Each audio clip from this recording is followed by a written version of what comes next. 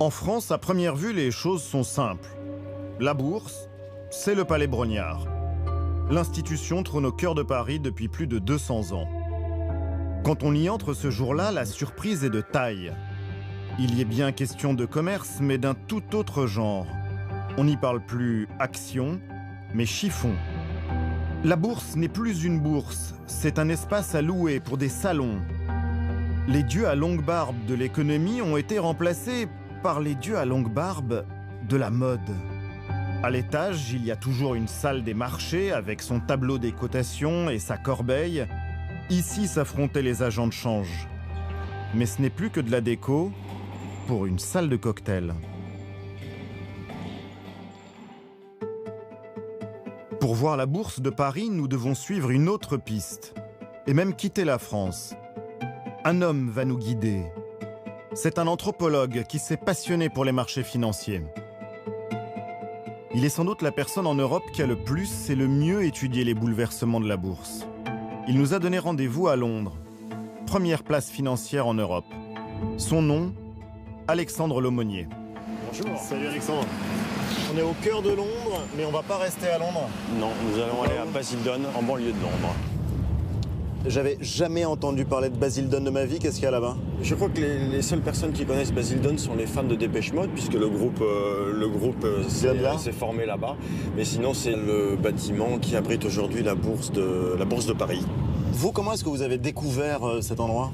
Alors, quand j'ai appris que la bourse de Paris se trouvait en banlieue de Londres, j'étais quand même plutôt Ouais, surpris. plutôt étonnant. Je voulais visiter l'intérieur du bâtiment, ce qui m'a été accordé au bout de quelques longs mois de demandes et d'explications. Il y a des traders qui bossent à Basildon? On va pas trouver des traders au sens où on l'entendait autrefois. On a affaire à des machines et non plus à des humains en chair et en os. Donc il y a juste la bourse de Paris à cet endroit-là?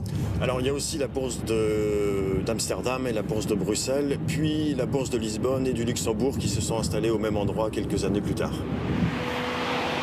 Basildon, capitale de l'Europe de la finance. À la sortie de la ville, au milieu d'une zone industrielle, voici l'endroit où se concentre une grande partie des bourses du continent depuis 2010.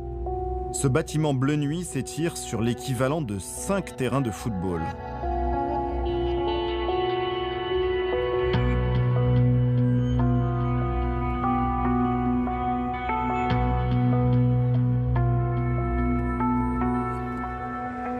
Alors, la bourse de Paris est là, je pense qu'elle est à peu près à ce niveau-là. Donc une fois passé les deux grillages où il y a des chiens la nuit qui surveillent tout ça. Il y a des caméras partout. Il y a des caméras partout. Une fois passé le mur métallique là, qui ne protège pas grand-chose, on a un mur énorme, je crois de 3-4 mètres d'épaisseur.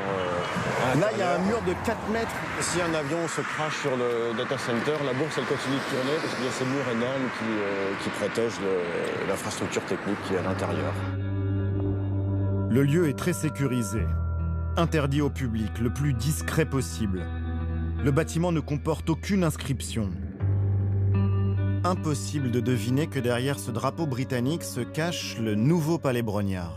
Donc c'est un lieu ultra secret, fermé au regard, mais quand on entre, on voit quoi? On a des portiques sécurité comme dans un aéroport. Au deuxième étage du bâtiment, on a les bourses elles-mêmes qui sont en fait des serveurs informatiques installés dans des cabinets. Un cabinet, c'est un peu la taille de votre frigo dans lequel on installe des différents serveurs. Donc en fait, ce bâtiment énorme a été construit pour faire tourner toutes ces machines qui sont en fait, dont la pièce principale, les marchés eux-mêmes, sont des serveurs qui ont à peu près cette taille.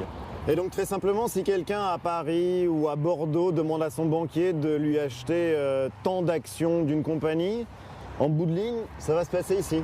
Absolument, si cette compagnie est cotée au CAC 40, l'ordre va passer par un certain nombre d'intermédiaires humains et techniques et au final, c'est un algorithme qui se trouve ici qui va acheter l'action que vous avez demandé à votre banquier d'acheter pour vous, tout simplement.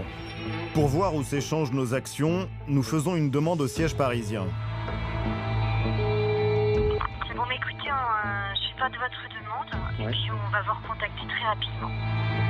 Après 10 jours de silence, on nous renvoie vers Londres.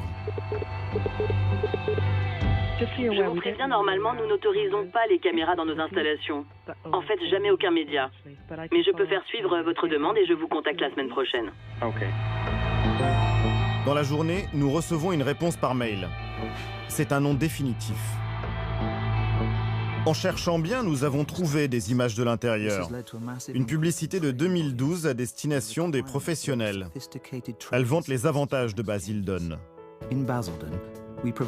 On peut y voir le grand, très grand espace disponible dont nous parle Alexandre Lomonier.